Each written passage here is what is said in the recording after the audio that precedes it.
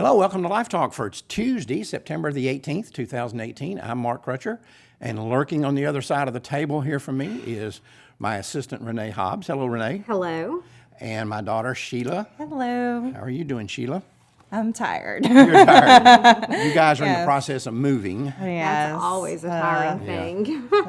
You know, I think the last time I moved, I thought, the best solution is to burn your house down and just start all over. Yeah. Just start fresh. It'd be a lot less trouble. That's right. would. That's right. We got a lot of stuff to get to today.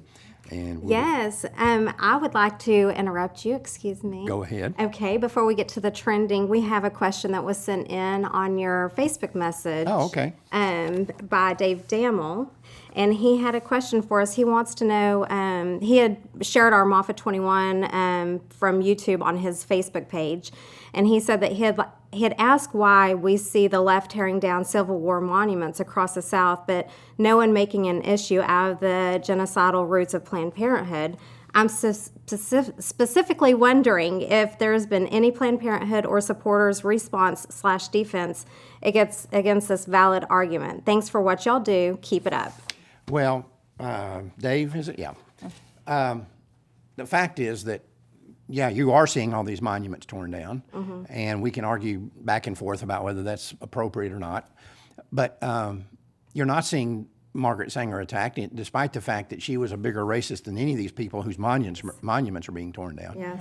And the reason for that is that you can be a racist in this country as long as the media is on your side. That's right. Exactly. And as long as you're with the right agenda. Right. If you got the right agenda, you can be as racist as you want to. Yeah, because Clenard Childress and many others have fought against the Smithsonian trying to get Margaret Sanger's display taken. taken Yeah, the down. bust The of her. bust, yes, and with no luck whatsoever. Right. And this woman she was worse than any of these people that the monuments were being torn down. That was her motive, her goal. Is to wipe out the black race. That's right. And for people who haven't seen My Alpha 21, I encourage you to go to myalpha21.com and view it.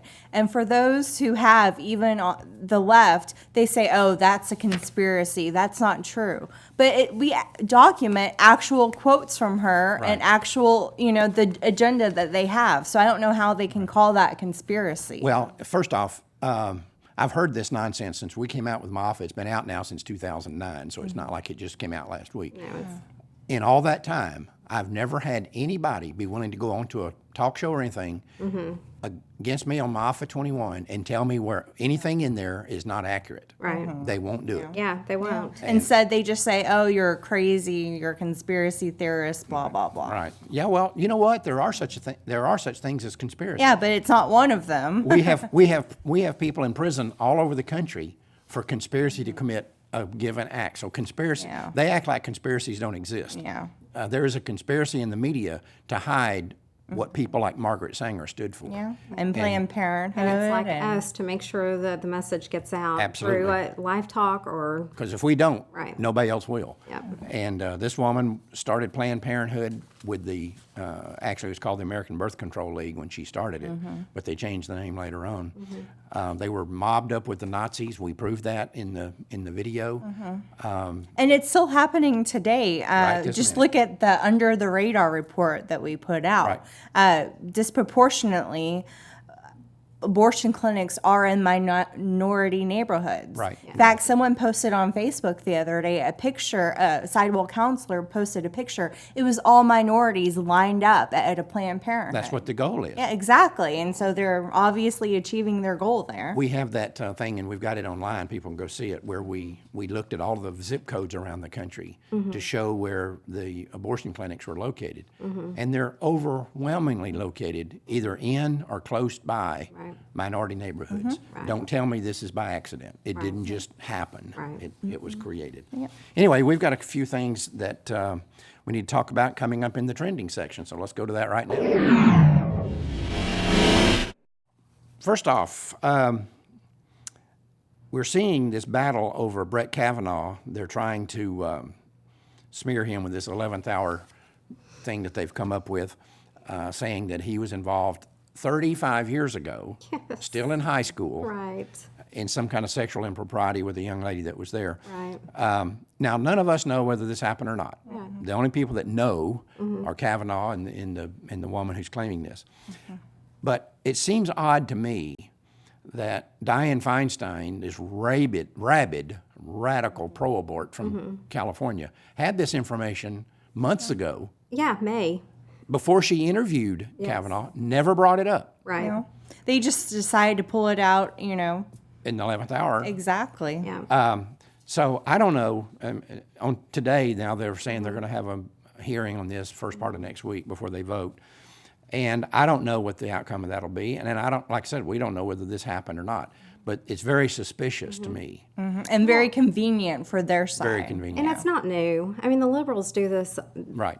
quite often. This is how with they work. other judges, and Right. yeah, this is how they work. And this lady wasn't even; she was anonymous from the beginning. She was not going to give her name. She finally decided to, but she can't even remember where it happened, what exactly happened, what grade she was in. And her witness saying it didn't happen. Exactly. And surprise, surprise, she's a Democrat Yes, who would and be against him she no matter supports- what. Yeah, she supports the left. She's given donations Right. to liberal groups. And also, he has women that are defending him. Yeah. 65 women have Yeah. come forward. But the other thing is, let me tell you who else doesn't believe this. Who? Dianne Feinstein. Oh no. If she believed it, she'd have brought it up when she first got it. Yeah. She could have avoided this whole hearings. Kavanaugh would have been taken off the plate right off the bat.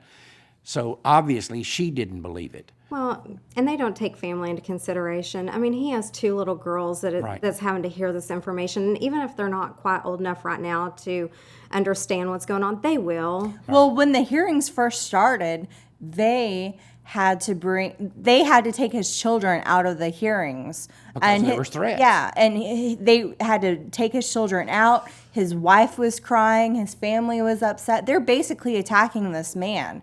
So Well, they first don't- off, Renee, you're not operating under the assumption that the godless left in this country Cares. or the Democratic Party cares about this. No, they They have devolved to the point now where the Democratic Party is completely and 100% godless. That's what these people are. And that's the fundamental problem that this whole culture faces. We keep talking about how we're in a cultural civil war, and we are. And the problem is between the conflict is between the godless left and the Christian right. That's basically what we've got to recognize. Right. And if you think that people like Dianne Feinstein or any of these other leftists on the Kamala Harris or whatever, any of these other degenerates on the in the Democratic Party care about these little girls or his wife or anybody else, not at all. You're dreaming. even though they supposedly care about women. Yeah. We had a situation here. I'll speak to you mostly about this, Renee, because you and I had an experience like this. Newspaper article about this boy or man who had a girlfriend who went for a chemical abortion, and they found came home and she was cramping, doing all the stuff that happens with this, and then saw the baby floating in the toilet, and they flushed the baby down the toilet. We had an incident we've talked about here on Live Talk a few times. You had it actually. Oh, okay. I'm sorry. Talking to this right. a young lady that called in and a young boy that called in. Right. They had this experience. They were pulling pieces of the baby out Yeah, they in the bed at home. Right. They videotaped it. Right. And we have the tape. yes, the woman had another child that was less than a year old in the background screaming and crying as the mom is freaking out because things are coming out of her vagina, and she yells for her boyfriend or husband, and he comes and he looks. He says, "That's a leg." To see what it is, and he starts pulling stuff out, and it was the leg and the spine of this Right. baby. Right. And then the video drops. They stop it, and I don't know exactly They what are happened totally after that, but- freaking out over this. So I just can't imagine. But Well- I mean, just listening to that is chilling. And we thought about playing it here, but it's pretty graphic and it's pretty disturbing, so we chose not to. Yeah, but the thing is that we interviewed the 3 girls from Houston, and they said there was an incident like this that happened at a McDonald's. The girl had gone in the day before to get the pill. She went home and she, I guess, went to McDonald's to eat, delivered this baby in the toilet at McDonald's, and the girls at the clinic knew that who this person was. Right. Yeah, the news is reporting it like she was just pregnant and had a baby. Right, no. And She took they're the all abortion saying, pill. yeah, we knew what this deal was. She was here the day before. So. Yeah. So there's no telling how often this sort of stuff happens, but for them to this boy to be so distraught and say that it was a recognizable shape that was flushed down the toilet, I mean, Yeah. wake up, people, it's a baby. Right. I mean, sure, it's recognizable. Recognizable as a baby. Yeah. Yeah, we have no idea. We have no way of knowing how often this sort of thing happens. Well, I imagine it happens all the time because the Yeah. dead baby has to come out somehow. Eventually, yeah. Right. Well, and one of the things we need to recognize, and one reason we want to talk about this story, is to remind people that this goes to the reason that RU46 was legalized to begin with. The abortion industry openly stated, we have quotes from them that we have found, where they openly said one of the problems they're having is the emotional problems that are being wrought on the clinic staff, the abortionist and the other people that are around, from seeing all the dead baby parts. If you can give women RU46 and have them go home and deliver at home, we don't have to see it. She has to see it. Right. And that's better for us because Right. at least we're We're insulated. being, insulated from the whole thing. Right. And so what this is, if you think about it for a moment, it's the abortion industry's way of taking the emotional trauma of seeing the dead baby away from the abortionist that killed him and place it on the mom. Right. That's what this whole thing is about. And they basically said so. And the analogy that I want to draw here is if you go and study the Nazi Holocaust, one of the reasons that the Nazis went from shooting their victims to gassing them is so they could insulate the killers from the victims. Because like if you look at the procedure of the system, for example, at Auschwitz, when people were brought into Auschwitz that were going to be killed, they were met by the Nazis who would point them one direction or the other, whether they were going to be killed or were going to use for work. Right. If they were sent to be killed, they were turned over at the door of the gas chambers to Jewish trustees. From that point forward, they were never handled by the Nazis again. The Jewish trustees had to handle them. Right. They had to put them in the gas chambers, kill them, dragged them out of the gas chambers, put them in the ovens, and the next time you saw them, they were smoke. That was the system. So what you had was the Nazis were insulated from it. And you also, if you read about it, what they would do is when these Jewish trustees then would start having emotional problems, they'd put them in the gas chamber and get another one. Yeah. And so Zyklon B, which was the RU46, which was the chemical used, was designed to insulate the people who were doing the murders Right. from the people being murdered.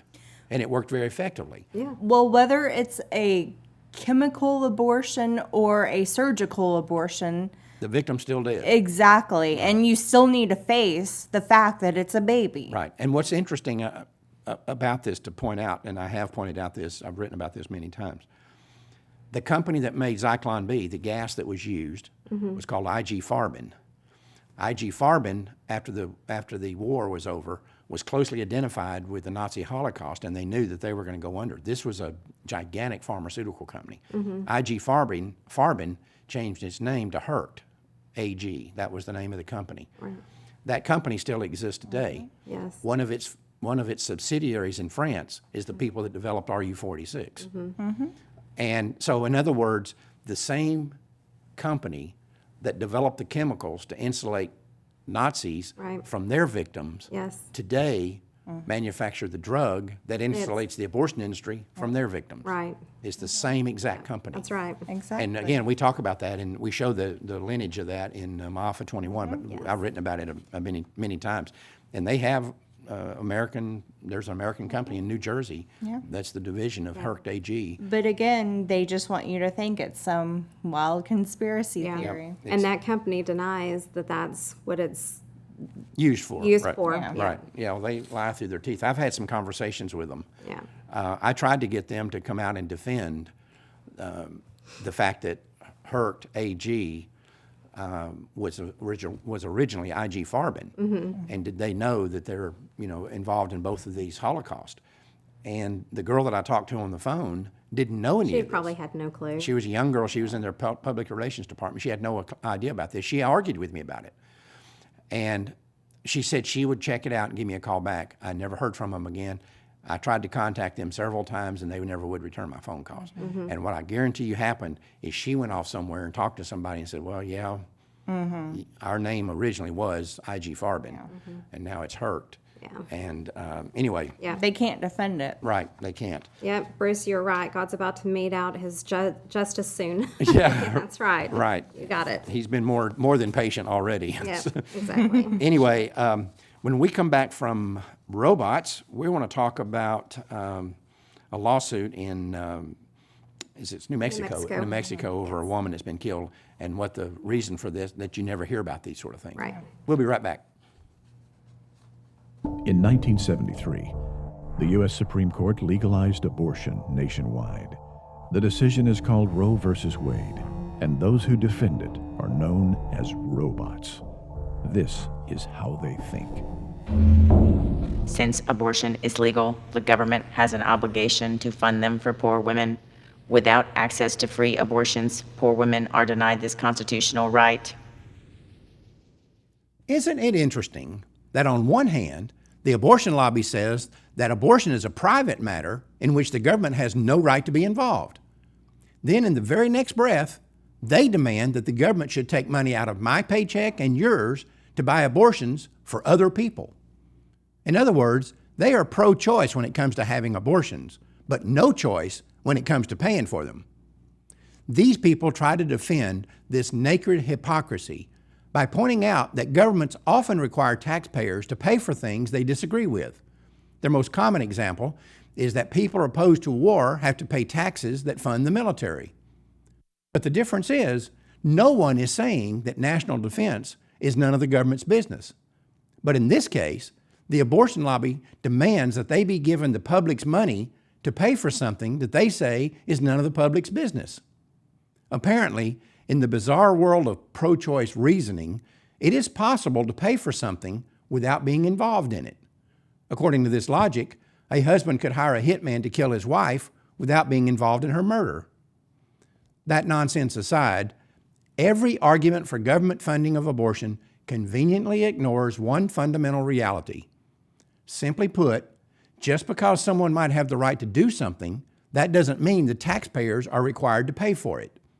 Every American has the right to own a car, but that doesn't mean the government has to buy it for them. We have the right to own guns, but the government doesn't provide free pistols to those who can't afford them. We have the right to free speech, but the government doesn't buy radio stations for low-income people. And we have the right to freedom of religion, but no one is demanding that the government purchase Bibles for poor churches. We're back.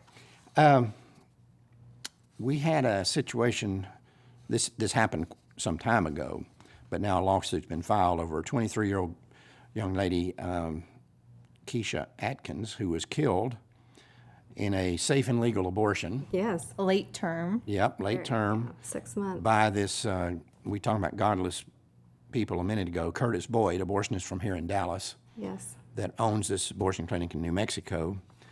And they killed this little girl. And by the way, this guy, Curtis Boyd, claims to be a born-again, Bible-believing Christian. Yes. And I think he claims he was at one time a Baptist preacher. I think so. Yeah. He's going to have a lot to answer for. Yeah, she died from a septic infection, infection. which is, not uncommon in abortion-related not. injuries. 23 years old. And, they mentioned this article that was talking about this, mentions that she was a healthy 23-year-old girl. Yes. And that's one of the things that gets glossed over in this discussion about women dying from botched legal abortions or safe and legal abortions, is that all the women they kill are young and healthy. Mm-hmm. It's not like they're killing 80-year-olds who are in a nursing home and may have cancer or whatever. They're killing young, healthy women. That's right. Yep. Anyway, in this particular case, something was done that we hear very commonly from the women that we've dealt with who had botched abortions. She was told not to go to the emergency room. Yes.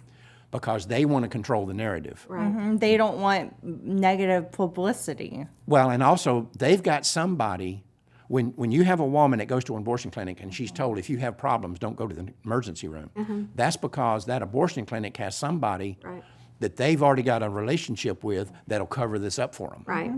Yeah, that's just the problem is all of these doctors at the abortion clinic and the hospital are trying to cover the death of this woman Right. from being a botched abortion. Right. And these are the exact same people that advocated for her to go into that clinic to have the begin abortion with. to begin with. In the first place. Right. We This had a is- situation years ago, one of our clients in an abortion malpractice case, she was told this, don't go to the local emergency room if you have problems. So she called the number that they gave them. Right. They had her picked up. They drove past 2 open emergency room trauma centers to take her to another one where they had a relationship that would cover it up. Right. She died. Yeah. And they went past 2 emergency rooms that Right. were open, trauma centers that were open. But the point we want to make here about this particular case, this is not unusual. And we have safeandlegal.com website where we have hundreds of these women listed. We even have, of course, the one that's most visible on there is Marla Cardamone. And we actually have her autopsy pictures, and Right. it's graphic and it's horrible to look at, but people need to realize what happens. This is not a clean situation where a woman dies from a safe and legal abortion. Right. But the question is, and this is what's been so aggravating over the years, is that people believe this, A, they don't believe it ever happens, and then when you convince them that it does, they think, well, it doesn't happen very often. Yeah, it's It's very, very rare. common. It's very common. Very. They think it's very rare, and And the problem that we have is, and they say, well, okay, well, how common is it? And the answer is, no one knows. Right, because they don't report it and they're not going to. They're not going to. And let's make sure people understand something. Most of the morbidity and mortality statistics put out in this country on everything, but including abortion, come out from the Centers for Disease Control. A lot of people seem to think that the CDC is like a private industry or a private entity. It's not. It's a government agency. Right. And just to give you an idea of the scope of this problem, the size of this organization, when we did the Line 5, I wrote a chapter in there about the CDC. They are in charge of damage control for the abortion industry. That's right. At the time, we talked about how big the CDC was. This was in 1996. They had 6,000 employees, and their budget was $250,000 an hour, 24 hours a day, 7 days a week. I just checked this morning. For 2019, their budget is going to be, and by the way, they don't have 6,000 employees anymore. They have 15,000 employees. Jeez. They have more than doubled in size since 96. All right? It's a powerful branch. It's big. Their budget for 2006 is $646,118 per hour, 24 hours a day, 365 days a year. Wow. Listen to that now, $646,118 per hour. Now, and they have 15,000 employees. They're the ones who put out the figures, and they've had a department there called the Abortion Surveillance Branch, or we call it ASB here, the Abortion Surveillance Branch, and it actually started prior to Roe versus Wade. And we went back and looked at, got government records through Freedom of Information Act request, FOIA request, to get all the employees that had ever worked there.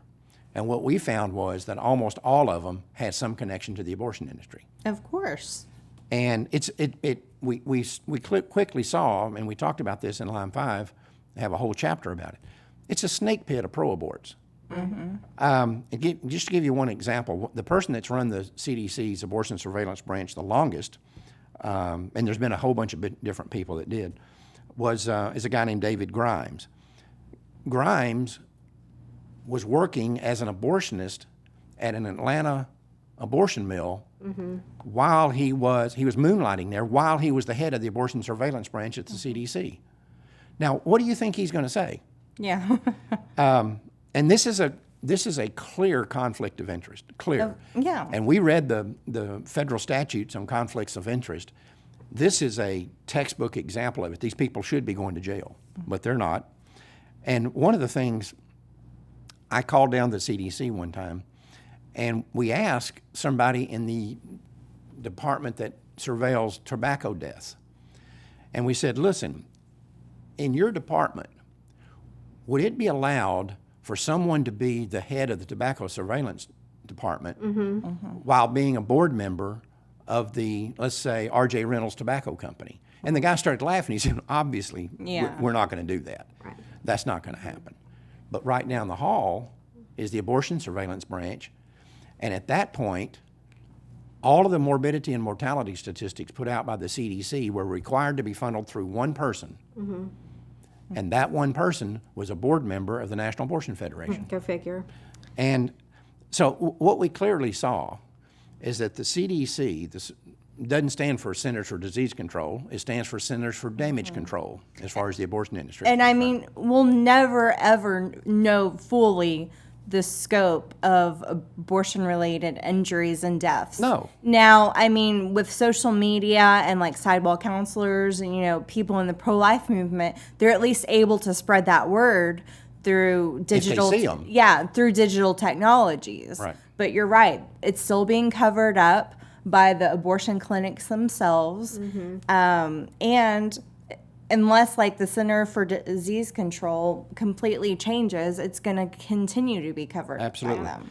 You know, we had CDC had one of the things we discovered was a kind of an incestuous relationship between the CDC and the National Abortion Federation. And it was a very clever thing that they did. The CDC would go to the National Abortion Federation, and they would do what are called GIPSA studies, and that's looking at the morbidity and mortality of abortion. They would do these GIPSA studies. CDC would get that information from the National Abortion Federation. Well, what do you think they're going to do with it? You think it's going to be accurate? No, not one bit. So that information gets taken in from the National Abortion Federation into the CDC. Excuse me. Then the CDC puts those figures out as the official U.S. government's figures on the morbidity and mortality of the abortion industry. It's kind of like abortion. the research arm of Planned Parenthood. Yeah, you right. know? Like they just But- give and take. But then what's even worse is that National Abortion Federation comes back and takes those same statistics and say, see, the government says it's very safe. When they know good and well that the government got those numbers from them. Right. Yeah. Right. And It's not safe. at the time, the CDC had an 800 number that you could call in on if you were concerned about the safety of abortion. You could call in. You're thinking about having an abortion. You don't know if it's safe or not. So you call the Centers for Disease Control, and they give you an 800 number to call. That 800 number was answered by the National Abortion Federation, and we called and talked to them. It was the most incredible. It was an incestuous. It is illegal. It's just not. Yeah. It's just not going to be anything done about it. But we saw things. For example, you're talking about the numbers and so forth. One year that we looked at. Now remember, they had at that time a budget of $250,000 an hour. We're a little nonprofit pro-life group who doesn't have anything remotely approaching any kind of budget like that or any kind of professional way that we can get these numbers. Right. But there was 1 2-year period that we looked at where we had documented through autopsies and death certificates and medical examiner reports 16 deaths of women. That weren't accounted for. Only one woman was listed by the CDC for those 2 years as having died from abortion. But we had 16 right here with Yeah. a tiny fraction of the resources to find them. Right. Now, we started looking at some of those and seeing, okay, well, how come they don't count this one? And so we'd look up her death. Just to give you an example of one thing we found was, for example, one of the deaths was in Florida. The woman was killed by an abortionist who worked at an open abortion clinic, but he had allowed his medical license to expire. Kind of like you might have your driver's license expire and you notice it one day, you go down and you get it fixed. Well, this is not uncommon for doctors to have their medical license expire. They just forget about it or they don't pay any attention to it, but it's no big deal. They just go and they re-up and they go on about their business. But because his medical license had expired, the CDC counted that as an illegal abortion. And they didn't count it in the Wasn't counted at statistics. all. Yeah. They just ignored it Right. because they then counted that as an illegal abortion. And we saw slimy little tricks like this, time and time again, that the CDC would pull to keep from having to count a woman as a death from an illegal abortion. This was just one of them. Death certificates will be manipulated. For example, death certificates very often will say things like, this woman died from, it's saying she bled to death, so she bled out as a result of a uterine perforation, as a result of invasive surgical procedures, as a result of abortion. All right, so they get the abortion listed down there fourth, but the death certificate only has room for 3 things. So they're not going to list it as not gonna list it. abortion-related at all. It's It just doesn't get listed as abortion-related whatsoever. Yeah. Well, Beverly says that there's abortion butchers in Detroit that tells mom the same thing, not to go to the ER. Women are going to the ER due to incomplete medical abortions that are requiring surgery. So, I mean, it happens everywhere. And if they die, Yeah. they don't get counted. Now, let me tell you one of the slimier little tricks, and we're out of time, but let me tell you one of the slimier little tricks we found. The abortion surveillance branch existed before the legalization of abortion. If a woman was having an illegal abortion, and let's say that they didn't complete the abortion, which is very common. We get those all the time, incomplete abortion calls here. Baby parts left behind, parts of the placenta left behind, whatever. That's the most common thing that happens in abortion. If that material that's left behind, and it may be on what happened with this case in New Mexico, that material is necrotic, it dies, it can cause a septic infection. Yep. And then the woman dies from that. It's all right? blood poisoning. Right. Yes. Now, the CDC always said, prior to the legalization of abortion, that they would count that as a death due to abortion because the abortion was missed, which caused the material to be left, which caused the death. Yes. After abortion became legal, because there were so many more abortions happening, those deaths started spiking, started going way up. When Grimes and Teetsy and Stubblefield and some of these other abortionists were headed to the CDC, they saw this. So what they did was they stopped counting those as deaths due to abortion. So because she didn't die during the abortion or as a result of a perforation or whatever. She died afterwards. She died later down the road. So they quit counting that as a death due to abortion, which they still don't do that day. So a missed abortion doesn't count. But guess what it gets counted against?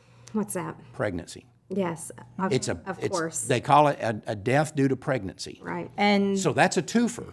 and then we have these abortion advocates that are claiming pregnancy isn't safe. And they claim abortion is safer than pregnancy. Yeah. Well, sure it is. If you're counting half the deaths from abortion over to pregnancy, you take it off the abortion side and you add it to the pregnancy side, I can make anything look safe. Right. Yep. I can make anything you want. I can make, you can just name the subject. If you let me manipulate the figures like that. And that's what they've done. So, yeah, they go out here and they say, oh, the CDC says that abortion is safer than childbirth. Yeah. Well, yeah, because you own the CDC, and they're claiming half the deaths due to abortion are caused by childbirth. Yep. And these are just a few of the things. Like I said, in line 5, I have a whole chapter about this, about what's happening with the CDC. Right. And it's still going on to this day. The CDC has no credibility. There may be people there out of these 15,000 that are well-meaning, doing good work, and there may be research going on in other things. Right. Yeah. But when you see this sort of thing going on, you have to look at them and say, these people have no credibility whatsoever. Very biased. Very biased. Yeah. And I had people call me after Line 5 came out that are dealing with other issues. And I remember one guy called me and he said, listen, you're only touching on one thing about the CDC. He said, we've done a whole investigation on gun deaths. And I'm just use this as an example.